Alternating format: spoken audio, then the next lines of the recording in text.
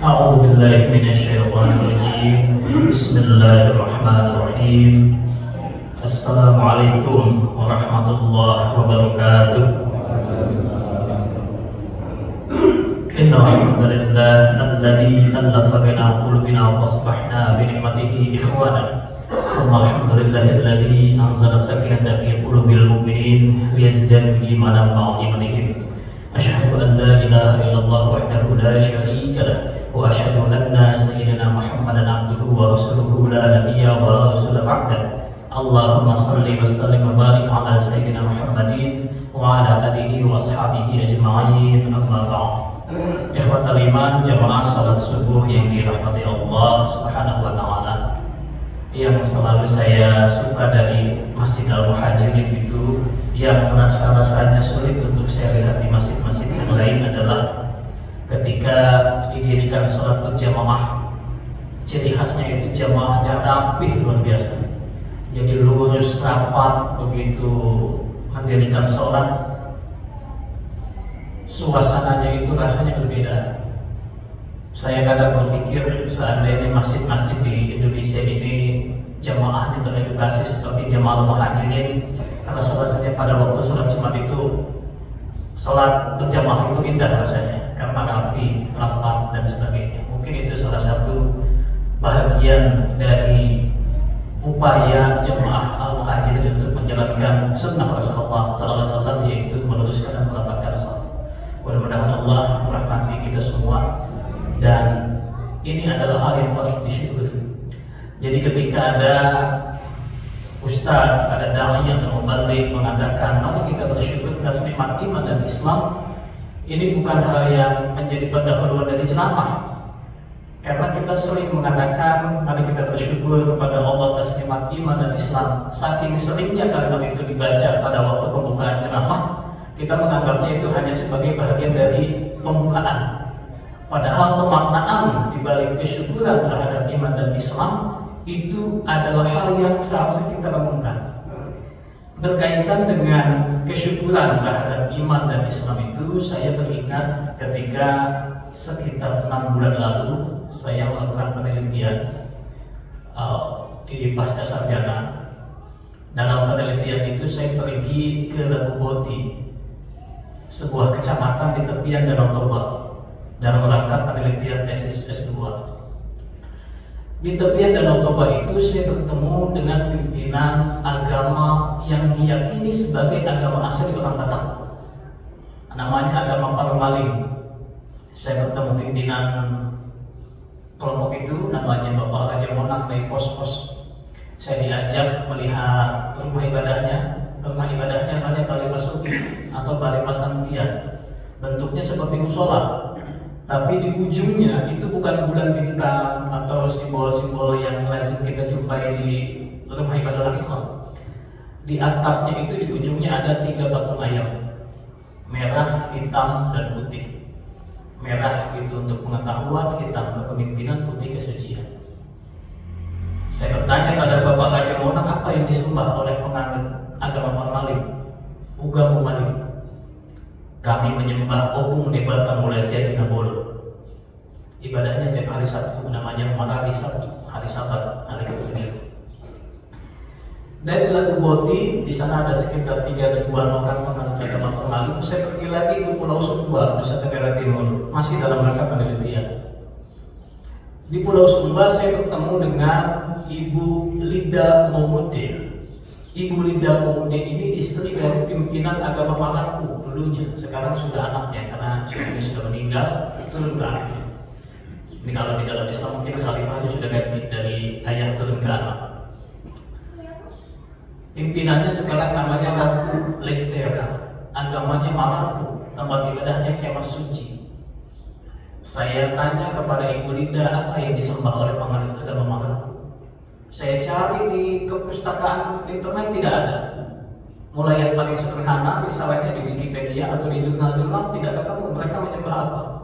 Begitu saya tanya kepada Ibu Lida, dia mengatakan kami menyembah Amalulu Marawi, Zat yang Maha Kuasa.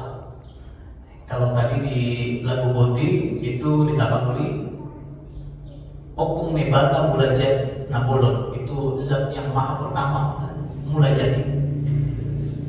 Dari Pulau Sumba saya berangkat lagi ke Palangkaraya, Kalimantan Tengah. Di sana saya bertemu dengan Bapak Walter SPA, pimpinan agama asli orang Dayak, namanya agama Kaharingan. Sama pengikutnya ribuan juga. Punya kitab suci namanya Panaturan, tempat ibadahnya Balai Basarah. Bentuknya seperti musola juga, tapi makin ke atas atapnya seperti pura bertingkat-tingkat. Saya bertanya kepada Pak Walter apa yang disembah menurut Kaharingan? Kami menyembah Rahim Hak Talawangit. Ini agama asli orang Dayak. Dan terakhir, saya kemudian pergi untuk studi kasus yang terakhir ke Kuningan, Jawa Barat. Kalau bapak-bapak ada yang berasal dari daerah Ciawi, Kuning, ya Cirebon, Indramayu, Majalengka, Kuningan. Nah, di Kuningan itu ada kecamatan Cigugur. Di sana ada 3.000-an penghayat Sunda Wiwitan. Sunda Wiwitannya berbeda dengan Sunda Wiwitan yang kita Menkes di Banten. Di Kuningan mereka menyembah Gusti Pangeran Sikang Sabici-bici. Jadi agama Jawa Sunda disebutnya, agama Jati Sunda. Ibadahnya kurasan, tempat ibadahnya Paseban Tri Pancatunggal. Banyak studi agama-agama lokal yang saya jadikan sebagai bahan dalam penelitian S2 saya. Pada waktu S1 dulu saya mempelajari beberapa agama besar seperti Yahudi, Kristen, Hindu, Buddha, sampai agama Jainiyah dan agama Sikh misalnya di India. Maka kemudian kalau dalam konteks beragama seperti tadi saya sampaikan, kita bersyukur atas nikmat iman dan Islam. Kita bersyukur beragama Islam. Sebahagian kita bersyukur sudah Islam sejak lahir, tanpa perlu mencari kita sudah Islam. Bayangkan di antara mereka itu ada yang mencari spiritualitas, akhirnya juga bisa bertemu dengan Islam yang saya lihat justru mereka memiliki pemahaman atau kedalaman di dalam merenungi agama lebih besar daripada orang yang sejak lahir beragama Islam. Oleh karena itu, ibadah iman rahimahullah warahmatullah, kita bersyukur kepada Allah Subhanahu wa taala atas iman dan Islam yang Allah berikan kepada kita. Jumlah umat Islam di Indonesia ini banyak. Kalau di seluruh dunia, jumlah umat Islam itu 25% dari seluruh penduduk dunia. 25% itu artinya 1/4 penduduk dunia itu agamanya Islam. Jadi kalau Bapak pergi berkeliling di seluruh dunia ada 4 orang, bisa dipastikan salah satunya Islam, kira-kira begitu. 2 miliar manusia beragama Islam. Secara jumlah masih nomor 2 dibandingkan dengan Kristen, dengan semua denominasinya, baik Protestan, Katolik, Anglikan, Kristen Ortodoks Syria atau Kristen Koptik di Mesir misalnya. Kristen 2,4 miliar. Tetapi dipastikan pada tahun 2050 Islam akan menjadi agama yang paling besar. Jumlah umat Islam 2 miliar, Kristen 2,4 miliar.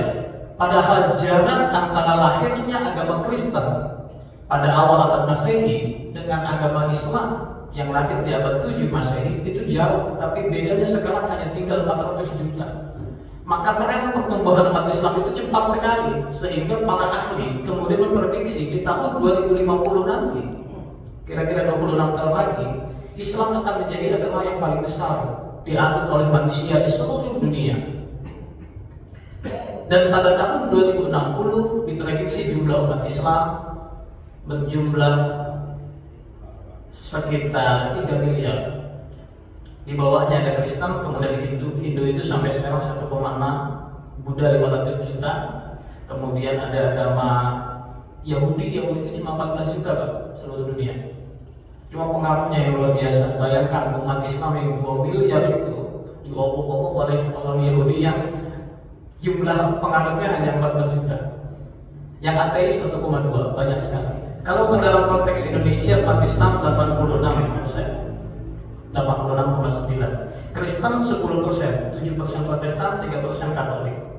Hindu 1,7, Buddha 0,7, Konghucu 0,5. Dan yang penghayat tadi, Parmali, Sunda Wiwitan, Marapu, Kaharingan, mungkin bapak-bapak tahu agama-agama di Jawa, Kejawen, itu juga banyak sekali variasinya. Sampai ke Banyuwangi nanti ada Sabtu Darmo dan sebagainya, itu 0,03%. Nah, ikhwatal iman rahimahullah, kita bersyukur. Itu syukur kita yang pertama kepada Allah atas nikmat iman Islam yang Allah berikan kepada kita. Semoga Allah memberikan keistiqomahan kepada kita untuk senantiasa beriman dan berislam sampai kita wafat. Wala tamutunna illa wa antum muslimun. Dan janganlah sekali-kali kamu mati kecuali kamu berada dalam keadaan Islam, beragama Islam. Ya ayyuhalladzina amanu, wahai orang-orang yang beriman, ittaqullah, bertakwalah kepada Allah haqqa tuqatih, dengan takwa yang sebenar-benarnya takwa. Wala tamutunna, dan jangan sekali-kali kau mati illa wa antum muslimun, kecuali beragama Islam. Dan Ramadan ini mengajarkan kita untuk takwa al-amal dan takwa. Kedua, ibadah iman yang seringkali kita dapat dari para ustaz, para dai, para mubalik dan mimbar-mimbar adalah kita bersyukur kepada Allah atas nikmat sehat. Jadi nikmat iman, nikmat Islam, nikmat sehat. Banyak yang beriman dari Islam tapi kurang sehat. Kendati demikian Allah berikan kemudahan untuk senantiasa menjalankan ibadah sholat berjamaah. Alhamdulillah di tengah keterbatasan. Semoga Allah merahmati siapapun di antara kita yang kurang sehat tapi beristiqomah untuk menjalankan salat berjamaah. Termasuk juga dengan bekerja. Saya teringat hadis Rasulullah SAW. Satu hari ikhwatal iman, Rasulullah melihat tangan sahabatnya namanya Sa'ad. Saat ini kulitnya sebetulnya tidak hitam, tapi Rasulullah SAW bertanya kepada Sa'ad karena dilihat tangannya Sa'ad ini hitam, punggung tangannya. Lalu telapak tangan ini kapalan, kasar. Barangkali kita kalau ketemu teman yang kerjanya kerja kasar kan tangannya kasar ya, kayak kapalan gitu, kulitnya hitam. Maka Nabi tanya kepada Sa'ad, wahai Sa'ad, kenapa tanganmu ini bisa sedemikian rupa? Ininya hitam legam, mengkilap begitu, ininya tebal. Tangan kita kan kalau kerja kasar tebal ya Pak ya. Jadi antara telapak tangan sama tumit itu kadang-kadang sama rasanya karena saking tebalannya. Kenapa tangan engkau sampai sedemikian rupa? Wahai Nabi, kedua belah tanganku ini aku gunakan untuk bekerja. Istilahnya, inilah kedua tangan ya Rasul, aku pakai untuk macul, aku pakai untuk gali tanah, aku pakai untuk motong batu, aku pakai untuk membangun rumah, aku pakai untuk bekerja dan seterusnya, sehingga dengan pekerjaan itu aku menghidupi anak dan istriku. Sampai hitam, sampai kasar. Mendengar penjelasan saat itu, Rasulullah SAW mengambil tangannya lalu mencium tangan Sa'ad. Masya Allah. Kalau kita ingin Pak mencium tangan Nabi, mimpi kita berharap kalau ada Nabi itu kita ingin cium tangan, kita ingin basuh kakinya. Ini tangan dicium baginda Nabi, Masya Allah. Setelah beliau mengatakan, inilah kedua belah tangan yang tidak akan disentuh api neraka. Masya Allah. Karena dipakai bekerja, Pak. Etos kerja dalam Islam itu sedemikian rupa. Jadi tangan yang sampai hitam, sampai kasar itu, kemudian oleh Rasulullah SAW ternyata beliau bersabda, inilah kedua belah tangan yang tidak akan disentuh oleh api neraka. Alhamdulillah. Jadi bapak-bapak tangan yang kasar, hitam, karena bekerja, kerja di pabrik, kerja di kantor.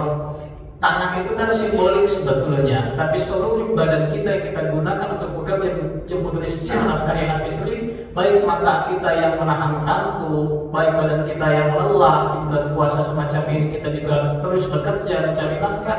Mudah-mudahan badan kita ini adalah badan yang diharamkan Allah disentuh oleh api neraka. Kemudian di fatal iman, di kesempatan lain, Rasulullah SAW bersama para sahabat melihat seseorang yang tekun sekali bekerja, ulet banget bekerjanya, rajin dan keras sekali bekerja. Ini kalau stereotip ini seperti orang-orang Jawa kalau lagi kerja katanya, ulet sekali. Sahabat-sahabat mengatakan kepada Nabi, karena kalau orang Jawa itu terkenal ulet ya stereotipnya dalam bekerja. Kata sahabat-sahabat, wahai Nabi, lihat orang itu bekerja, Masya Allah, keras sekali. Yang lain pun mengatakan, iya ya ampun itu kerjanya luar biasa, ulet banget. Sampai seseorang kemudian berkata, ya ampun, seandainya orang yang bekerja semacam itu, sekeras itu, dinilai jihad fisabilillah. Maka kata baginda Rasul, Barang siapa yang bekerja lelah mencari nafkah untuk menghidupi orang tuanya, maka dia jihad fisabilillah. Barang siapa di antara kalian yang bekerja sedemikian rupa, bekerja keras untuk mencari nafkah menghidupi anak dan istrinya, maka dia pun jihad fisabilillah. Barang siapa yang bekerja mencari nafkah untuk menghidupi dirinya sehingga terhindar dari meminta-minta, itu pun bernilai jihad fisabilillah. Jadi ikhwatal iman rahmatullah wa hafidhakumullah, ketika kita bekerja, kita dinilai oleh Allah SWT sebagai bahagian daripada jihad fisabilillah. Jadi kita memang haruslah orang Islam itu punya etos kerja yang tinggi, harus punya semangat ketika kita menjemput rezeki dari Allah SWT. Kemudian di episode yang lain, ini saya ingin ceritakan 3 kisah tentang Rasulullah SAW kaitan dengan bagaimana sahabat seorang Islam, seorang Muslim itu tidak malas-malas ketika menjemput rezeki, mencari nafkah.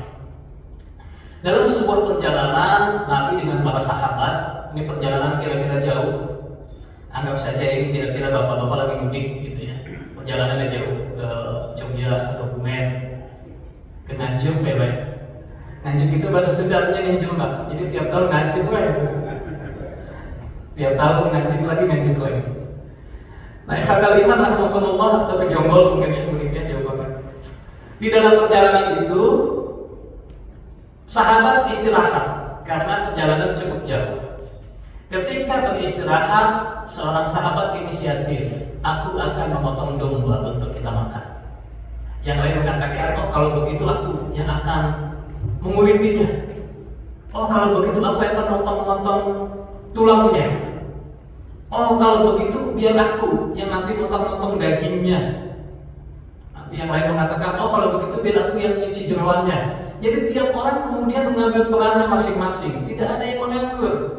Tiba-tiba Rasulullah SAW berdiri lalu mengatakan, kalau begitu aku yang akan mencari kayu bakarnya. Bayangkan Rasulullah yang sangat dimuliakan, sosok pemimpin tertinggi, paling mulia, paling saleh, yang seandainya beliau cukup duduk saja orang akan dengan ikhlas dan ridho. Jangankan hanya sekedar memotong domba untuk beliau, mengorbankan nyawa pun sahabat-sahabat itu sanggup untuk Rasulullah SAW. Tetapi beliau memberikan contoh, kalau begitu aku yang akan mencari kayu bakarnya. Wahai nanti engkau duduk saja biar kami. Tidak. Jadi setiap orang ternyata Rasul memberikan contoh, tidak perlu merasa dirinya berhak mendapatkan privilege. Meskipun Rasulullah SAW paling berhak seandainya beliau mau untuk hal itu, tetapi Nabi mengatakan, mencontohkan kepada kita, setiap orang hendaknya tidak mengistimewakan dirinya. Maka di Al-Muhajirin ini ketika sedang Idul Adha, misalnya kita melihat para kiai-kiai, masyayikh kita, pimpinan-pimpinan DKM, tidak ada yang berpangku tangan, semuanya pun turun, bahagian daripada mencontoh keteladanan baginda Rasulullah SAW.